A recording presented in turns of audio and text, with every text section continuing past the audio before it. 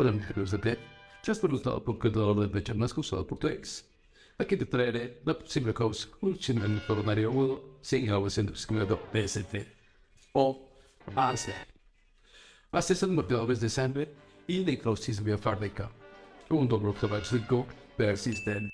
En cuanto a su etiopatogenia, te presentamos la causa frecuente, en la cual podemos ver la mnemotecnia REM, es la rotura o erosión de una placa aterosclerótica, en donde hay una oclusión subtotal o transitoria de la luz coronaria. Pero no te olvides que hay una causa como el síndrome coronario tipo 1, que este básicamente se va a caracterizar por, pero para que te aprendas de mejor manera tenemos la mnemotecnia DURE, disección, ulceración, rotura y erosión de una placa aterosclerótica para luego convertirse en trombo intracoronario para propiciar la necrosis miocárdica. En cuanto al síndrome coronario agudo tipo 2, es secundario a la oferta y demanda del oxígeno miocárdico. Manifestaciones clínicas. Todo comienza por lo peor, un dolor torácico opresivo que se irradia hacia cuello, mandíbula, hombro, brazo izquierdo. Pero esto no termina ahí, puede haber otros síntomas y para su mejor aprendizaje empleamos la frase SUNAV, que quiere decir sudoración, náuseas, vómito. Y siempre va a haber el grupo complicado, los cuales no van a presentar los síntomas típicos. Y dentro de ellos tenemos a los diabéticos, ancianos, nefrópatas y no puede faltar en esta lista la mujer, las cuales dificultan su diagnóstico. Ahora hablaremos de los criterios de sospecha y las presentaciones atípicas. Para recordar los criterios de sospecha vamos a utilizar la mnemotecnia deja todo y siga tu corazón. Para recordar el dolor torácico con características anginosas, la sudoración y la palidez mucocutánea. La opresión es centrotorácica con irradiación al miembro superior izquierdo, cuello, mandíbula o espalda. Además, tenemos que hacer una valoración de cómo y cuándo aparece el dolor, la forma de cese y una exploración física completa al paciente. Para recordar, en cambio, las presentaciones atípicas, vamos a utilizar la mnemotecnia sé valiente y desafía a tu mente para recordar la sensación de aire atrapado en el pecho, la presión arterial, el dolor epigástrico, la disnea, el dolor anginoso y el malestar general. Además, hay que recordar de que las presentaciones atípicas se dan en pacientes ancianos, con diabetes, con enfermedad renal crónica, demencia o en mujeres, por lo cual hay que realizar una correcta anamnesis y examen físico. Pruebas complementarias. El electrocardiograma se realiza en pacientes con dolor torácico. Nos permite catalogar el síndrome coronario agudo en el síndrome coronario sin elevación del ST. Vamos a ver lo siguiente. Descenso del ST. Vamos a ver de esta forma y se lo conoce como lesión. Onda T invertida. Como vemos en esta imagen, la onda T es simétrica y se lo conoce como isquemia. Estas anormalidades se confirman cuando se presenta en dos derivaciones contiguas. Recordemos que va a existir un peor pronóstico cuando vemos que la mayoría de las derivaciones están afectadas. ¿En qué casos el electrocardiograma nos puede ayudar en el diagnóstico? Estos casos van a ser el bloqueo de rama izquierda y en pacientes con un marcapaso. Biomarcadores. Aquí se debe determinar las troponinas debido a que nos permite diferenciar de una angina inestable de un infarto agudo del miocardio sin elevación del ST.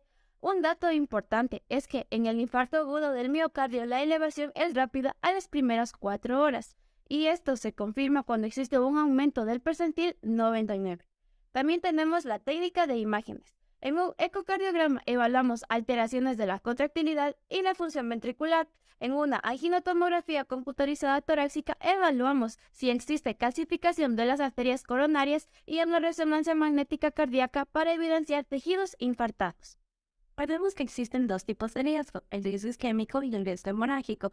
El riesgo isquémico lo vamos a valorar a través de la escala de Gauss. Como vemos en la imagen, un valor mayor a 140 nos indica un muy alto riesgo y una necesidad de ingreso a una unidad coronaria.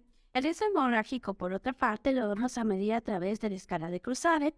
Como vemos en la imagen, este tiene un valor predictivo de hemorragia en aquellos pacientes con síndrome coronario. Tratamiento, medidas no farmacológicas. Si ya te dio una escasez o no deseas uno, te recomiendo que cambies tus estilos de vida con estos 3 simples pasos. Pierde peso, deja el tabaco y aliméntate sanamente. Ahora hablemos de las medidas farmacológicas, entre ellas el tratamiento analgésico. Para recordar sus nombres diremos la siguiente mnemotecnia. Nitocloro bloquea mi calcio. ¿En dónde? Nitratos, cloromórfico, bloqueadores beta-adrenérgicos y calcio antagonistas no dihidropinidínicos. Ahora hablemos del tratamiento antiisquémico. Vamos a mencionar dos grupos farmacológicos, entre ellos los antiagregantes plaquetarios, como el ácido acetilsalicílico o la conocida aspirina. Para recordar su acción vamos a aplicar la siguiente mnemotecnia. AAA, en DOT, antiagregantes, analgésicos y antiinflamatorios. Para recordar sus nombres aplicaremos otra mnemotecnia para que no se les olvide el clorofarati cangrejo. ¿En dónde? Clopidogrel, prasugrel, hidralevon y cangrelor. Bien, ahora hablaremos de los inhibidores de la GP2P y 3A. Y aquí vamos a aplicar una mnemotecnia un poco divertida que va a ser abre esa épica tiroides. ¿En dónde? Apiximab, epicibatida y tirofiban. Ahora los fármacos anticoagulantes. Para recordar los fármacos que intervienen usaremos la mnemotecnia encontrado bielas y fondos para Rita. ¿En dónde? Heparina no fraccionada, enoxaparina, vivalirudina, fondaparinux y rivaroxaban. Bueno, a continuación vamos a hablar de la coronariografía invasiva revascular, en la que se encarga de confirmar el diagnóstico e identificar la lesión, evaluar la viabilidad anatómica coronaria para las intervenciones coronarias percutáneas y cirugía de revascularización coronaria. Además, estas se encargan de estratificar el riesgo de los pacientes a corto o a largo plazo. Es importante mencionar la planificación de la coronariografía por medio de una mnemotecnia que desarrollamos, que es TEMIDUR. TEM, que significa temprano, en las primeras 24 horas, y que significa invasivo, menos de 72 horas. LEO, que significa electivo, que indica en pacientes sin síntomas recurrentes o con criterios de alto riesgo. Tenemos UR, que es urgente en menos de 2 horas. Es importante mencionar que la revascularización quirúrgica, aproximadamente el 10% de los pacientes presentan una escasez, en donde requieren ser sometidos a una cirugía revascular.